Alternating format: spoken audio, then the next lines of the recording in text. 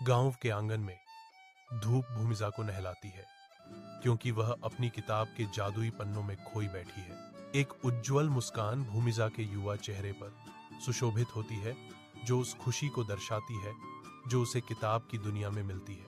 हंसी और चंचल शोर हवा में भर जाते हैं, क्योंकि अन्य बच्चे उसके चारों ओर खेलते हैं, जो उसके शांत ध्यान के विपरीत है। भूमिजा अछूती रहती है, उसका मन पूरी तरह से उसकी आंखों के सामने प्रकट हो रही कहानियों में डूबा हुआ है। दरवाजे से उसकी मां देखती है। एक कोमल, प्यार भरी मुस्कान उसके गर्व और स्नेह को दर्शाती है। यह दृश्य उज्ज्वल धूप में युवा मासूमियत, साहित्यिक जुनून और मातृ प्रेम का एक कोमल दृश्य है। कक्षा में भूमिजा हिंदी शिक्षक द्वारा कविता पाठ को ध्यान से सुनती है। उसकी आंखें उज्ज्वल खिड़कियों से आ रही रोशनी को दर्शाती है। उत्सुकता से भूमिजा का हाथ ऊपर उठता है।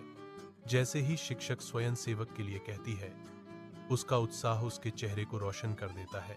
गहरी भावना से भूमिजा कविता सुनाती है। उसकी आवाज कक्षा को जुनून और स्पष्टता से भर देती है। शिक्षक और छात्र प्रशंसा के साथ भूमिजा को देखते हैं, जो उसके प्रदर्शन से मंत्रमुग्ध हैं। सांस्कृतिक कार्यक्रम शुरू होते ही स्कूल का सभागार उत्साह से गूंज उठता है। भूमिजा मंच पर कदम रखती है। उसकी आंखों में घबराहट की एक झलक है, क्योंकि वह पाठ करने की तैयारी कर रही है। जैसे ही भूमिजा शुरू होती है, उसकी आवाज में ताकत आती है। हर उच्चारित शब्द के साथ उसका आत्मविश्वास बढ़ता जाता है। ऑडिटोरियम सुनता है, मंत्रमुग्ध, फिर भयंकर तालियों से गूंज उठता है जैसे ही भूमिजा खत्म होती है।